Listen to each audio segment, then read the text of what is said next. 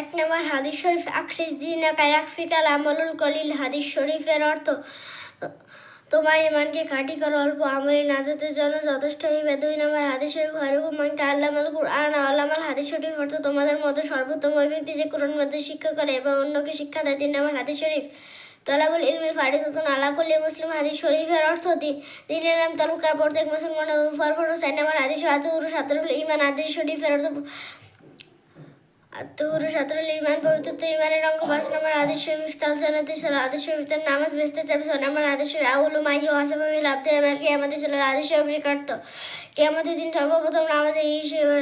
7 নম্বর হাদিস শরীফ ফাদলুল আলিম আলাল আবিদি কাফাদলি আলা আদনাকুম। হাদিস শরীফের অর্থ, তোমাদের মধ্যে সর্বাপেক্ষা ছোট ব্যক্তি আমার মতবাদ যত বড়, বেলেম আবাদের চেয়ে একজন কাঠি আলমের মতবাদ তত বড়। 8 নম্বর হাদিস আদুয়া হুয়াল ইবাদত। হাদিস শরীফ দোয়া ইবাদত। 9 নম্বর হাদিস আল্লাহ মিয়া